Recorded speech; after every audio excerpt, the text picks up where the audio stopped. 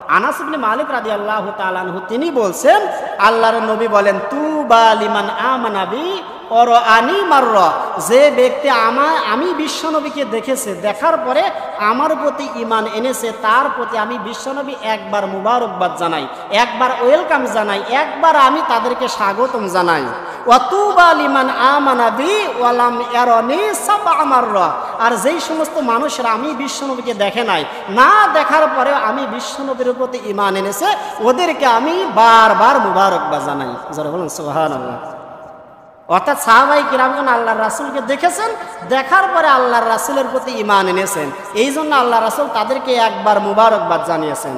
আর আমরা যারা রাসূলকে দেখি নাই, না দেখার পরে আল্লাহর রাসূলের উপর যখন ঈমান এনেছি, আল্লাহ রাসূল বলছেন সাবআ মাররা, তাদের উপর আমার পক্ষ থেকে বারবার মুবারকবাদ, বারবার ওয়েলকাম, বারবার স্বাগতম।